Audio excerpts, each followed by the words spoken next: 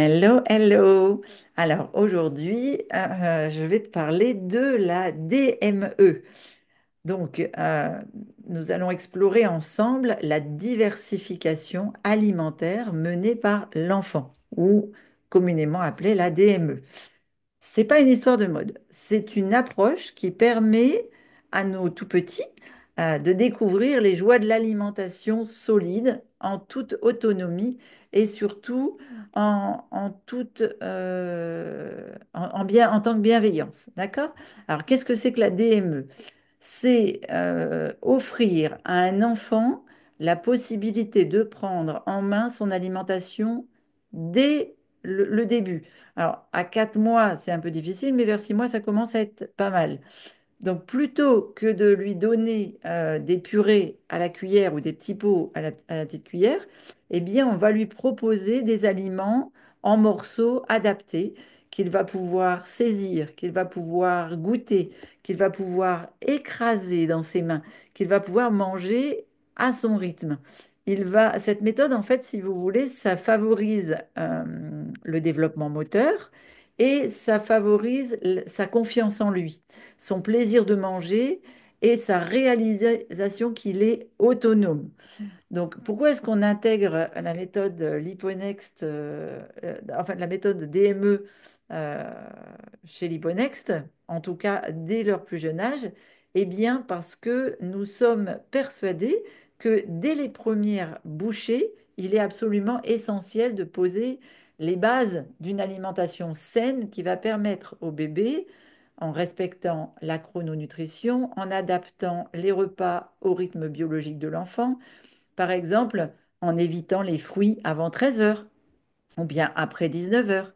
Ça va l'aider à réguler son métabolisme et à prévenir ces déséquilibres glycémiques, ce qui fait que le bébé va pouvoir avoir des bons rythmes, des longues nuits saines et sereines, calmes, apaisées, et puis de l'activité dynamique dans la journée. Donc, les étapes clés de l'introduction alimentaire, en général, on commence entre 4 et 6 mois, hein, donc on va dire entre 4 et 8 mois, mais plus autonome à partir de 6 mois.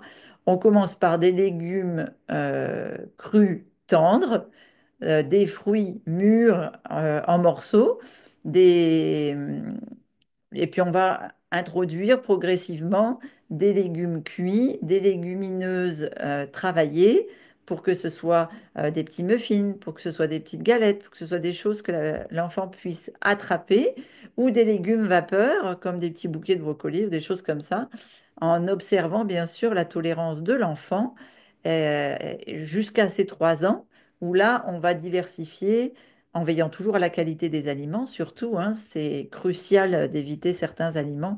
Je vais refaire le point avec toi là-dessus. Mais donc, euh, le, pour le bébé, la première bouchée, c'est le début d'une grande aventure pour bébé, et donc il faut la respecter. La diversification menée par l'enfant, c'est 100 fois mieux qu'une simple façon de nourrir un bébé. C'est lui offrir l'opportunité de découvrir l'alimentation naturellement, à son rythme, sans lui imposer des quantités, sans le forcer, sans le frustrer.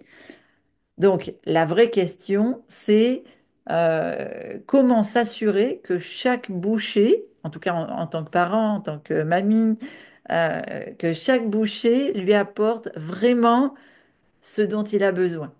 L'alimentation du bébé, c'est pas un hasard. Elle doit être structurée, elle doit être progressive, elle doit être adaptée à son métabolisme et à son âge. Et c'est vraiment ce que je veux transmettre avec la méthode Liponext qui va faire toute la différence. Donc, appliquer la méthode Liponext dès la diversification alimentaire, c'est un joli cadeau pour la vie. Dès le matin, le bébé a besoin de bons lipides. Alors, je vais te dire le beurre cru, pourquoi pas, sur une petite purée. Mais ce qu'il faut, c'est commencer par du cru. Donc, l'aliment idéal qui apporte tout ce qu'il faut pour commencer une merveilleuse journée, c'est l'avocat. Tu es d'accord que l'avocat, c'est mou, c'est tendre, etc. et qu'on peut couper des tranches pour qu'il les attrape. L'avocat, c'est une merveilleuse première découverte. C'est riche en acides gras essentiels. Ça va l'aider pour le développement de son cerveau. Et puis, ça va l'aider dans la formation de son système nerveux.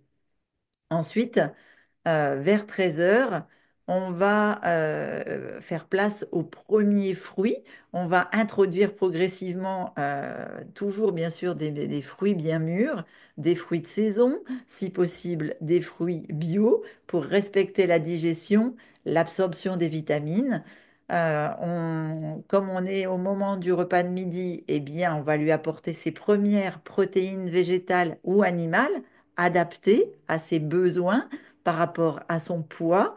Et donc, ça va être selon les choix parentaux, des légumes riches en minéraux et en fibres, et toujours des aliments très digestes, bien préparés. Alors, on peut trouver là, à ce moment-là, du quinoa, du sarrasin, des légumes vapeur, des légumes crus, finement mixés pour que ce soit vraiment un râpé où l'enfant sente sur sa langue que ça fait des petits morceaux, mais qui soit très facile à digérer. Il y a une petite astuce très intéressante, c'est de faire passer les légumes crus un peu durs, comme le concombre, comme la carotte, comme la betterave, comme des choses comme ça, râpés très finement et mis dans un lait de coco tiède. Ça, c'est idéal pour le midi. Le lait de coco frais est aussi un allié absolument extraordinaire pour l'enfant parce que c'est le plus proche du lait maternel en termes de composition et de nutriments. Et puis le soir, en tout cas l'après-midi, la collation, au dîner, eh bien, le repas doit toujours être léger, structuré, riche en tryptophane, parce que là, on va commencer à préparer la nuit de sommeil de bébé. Donc, 3 heures avant le coucher définitif, il est idéal d'avoir un repas très riche en tryptophane pour favoriser un sommeil réparateur. Donc, jamais de soupe le soir, parce que l'excès d'eau va venir faire travailler la vessie, et donc l'enfant va avoir des urines nocturnes, et donc ça va perturber son sommeil, et il ne va pas avoir un long sommeil, il va être perturbé par les réveils occasionnés par les pipis dans la couche. Et puis après, les réveils nocturnes, quand il sera en âge d'aller faire pipi aux toilettes, euh, ça perturbe vraiment et l'endormissement et la longue phase de sommeil. Ensuite, il y a des aliments qu'il faut absolument éviter dans le plus jeune âge. Déjà avant 3 ans, zéro sucre, pas de boisson sucrée, surtout, donc pas de jus de fruits. Évite les compotes qui ont été sucrées, que des compotes que tu fais toi avec des purées de fruits, on appelle ça parce que le pancréas est encore très immature.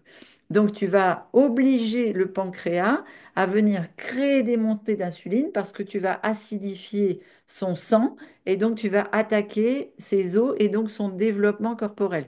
Donc, surtout, avant 3 ans, zéro sucre, zéro boisson sucrée, zéro jus de fruits, zéro biscuit, des choses qui contiennent du sucre.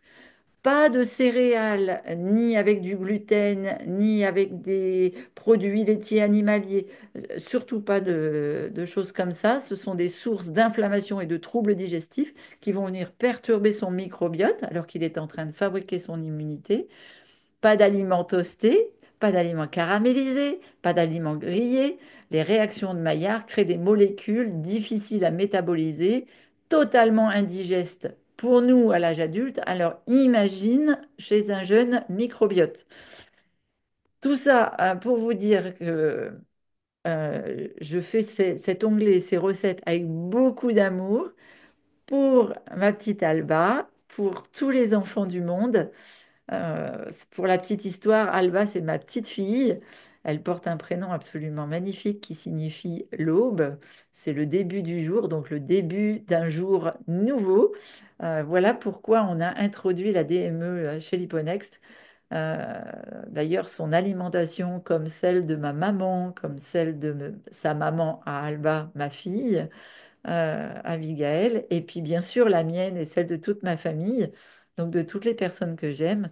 C'est comme un héritage que je transmets à Alba avec amour, que je vous transmets. Chaque bouchée que je prépare pour Alba est pensée pour nourrir son corps, respecter son développement, l'accompagner avec bienveillance vers une santé optimale. Donc, soyez rassurés pour le développement de vos propres enfants. Et si je la nourris ainsi, c'est parce que je suis convaincue que chacune des recettes, chaque ingrédient, chaque astuce que je partage ici, c'est une promesse d'avenir. Je vais conclure en disant que parce qu'un enfant est bien nourri, eh bien, ce sera un adulte en pleine santé. Donc, si tu es à proximité d'enfants, rejoins-moi dans cette belle aventure. Nourrir nos enfants avec intelligence, amour et respect, c'est le plus beau cadeau qu'on peut leur faire. À toi de t'amuser, à toi de jouer justement avec tes enfants, avec cet onglet de la DME, la diversification alimentaire menée par l'enfant. À bientôt.